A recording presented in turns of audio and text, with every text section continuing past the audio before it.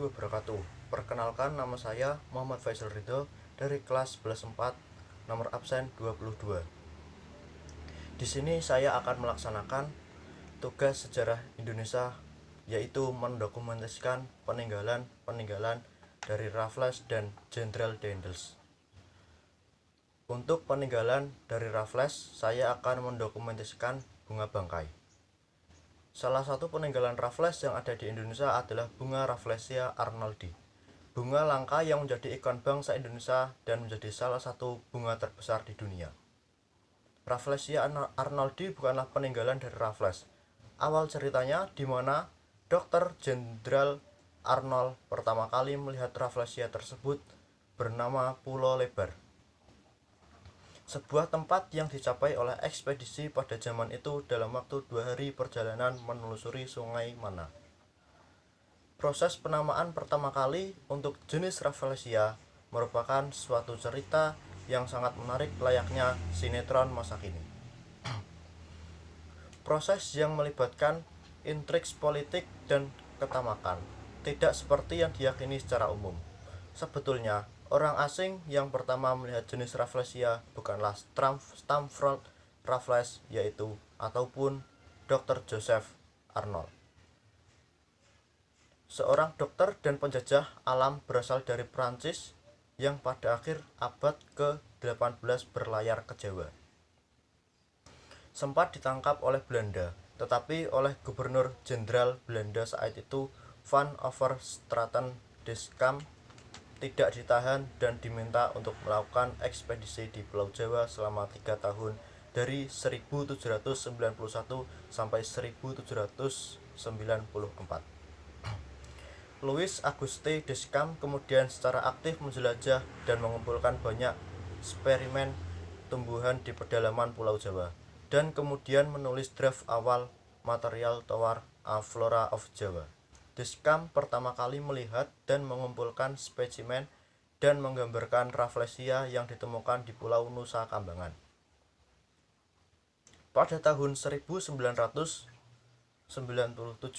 dan atau 20 tahun lebih dahulu daripada penemuan Dr. Joseph Arnold yang menggemparkan itu, setelah kemudian 1798 Discamp pulang ke Prancis dengan semua koleksinya.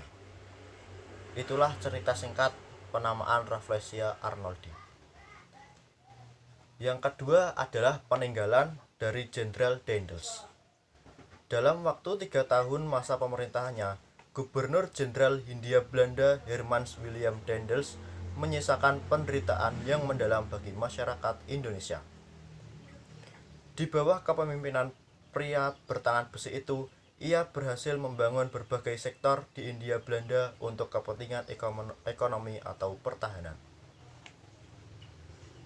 Salah satu peninggalannya yang paling membekas di benak masyarakat Indonesia adalah pembangunan jalan sepanjang 1000 km dari Anyar Panarukan atau yang disebut juga Jalan Raya Pos. Banyak sejarawan berpendapat bahwa jalan ini dibuat oleh Daendels mulai dari Buitenzorg menuju Cisarua, kemudian diteruskan hingga Sumedang pada Mei 1808. Sumber lain berpendapat bahwa jalan Daendels ini dibangun mulai dari Meister Cornelis, Jatinegara, selanjutnya ke selatan Buitenzorg dalam peta Raffles terbitan London 1817. Peta ini lebih tua daripada peta-peta Belanda. Dapat diketahui bahwa jalan raya yang dibuat Daendels ini dimulai dari Banten. Dalam pembuatan jalan ini, berbagai kendala dihadapi oleh para pekerja. Mereka sempat berhenti bekerja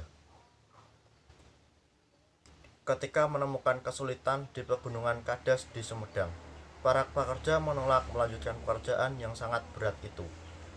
Kesadaran ini membuat Pangeran Korel turun tangan dan menghadap Daendels.